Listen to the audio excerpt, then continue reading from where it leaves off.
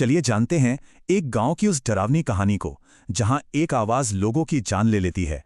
सवाल ये है कि क्या सिर्फ एक आवाज किसी की जान ले सकती है? सोचिए जरा। कहानी शुरू होती है भैरवपुर नाम के एक सुनसान गांव से, जहां एक गहरा डरावना राज छुपा हुआ है। और इस गांव के बीचों बीच है एक पुरानी वीरान हवेली। लोग इसके पास जाने से भी डरते हैं। कहा जाता है कि इसकी दीवारों से अजीब अजीब सी आहटें आती हैं, जैसे कोई चल रहा हो। इसी आवाज को लोग आहट कहते हैं, और गांव वालों के सारे डर की जड़ यही है। और फिर कहानी में ट्विस्ट आता है जब रीना नाम की एक लड़की शर्त लगाकर हवेली में घुस जाती है। इसके बाद ये आहट एक एक करके सबको अपना शिकार बनाने लगती है। पूरे गांव में दहशत फैल जाती है। इस आहट ने तो अनिरुद्ध जैसे टीचर को भी नहीं छोड़ा, जो भूत प्रेत में बिल्कुल यकीन नहीं करते थे। अब जब गांव में दहशत बढ़ी तो मामले की जांच करने के लिए डीसीपी अरविंद को भेजा गया।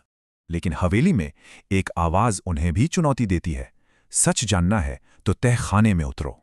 तो अब रीना, अनिरुद्ध और डीसीपी अरविंद तीनों मिलकर हवेली का राज पता लगाने का फैसला करते हैं। तो तहखाने में ऐसा क्या राज था? चलिए देखते हैं, क्योंकि वहीं छिपा था असली खौफ।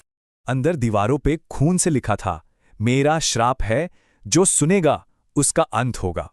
और ये श्राप था ललिता का, हवेली की मालकिन, जिसे 100 साल पहले यहीं जिंदा दफना दिया गया था। तभी ललिता की आत्मा सामने आती है और कहती है, मेरा श्राप अनंत है, इससे कोई नहीं बच सकता। अब बचने का एक ही रास्ता था, इस पूरी हवेली को जलाकर राख कर देना। और उन्होंने वही किया। वो हवेली जलकर राख हो गई, और हवेली के साथ ही वो आहट भी खामोश हो गई।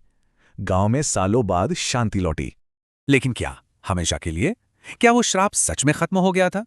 इसका जवाब कुछ दिन बाद मिला, जब रीना ने अपने कमरे में अकेले वही कदमों की आवाज सुनी। मतलब कहानी अभी खत्म नहीं हुई थी, आहट अब भी जिंदा थी।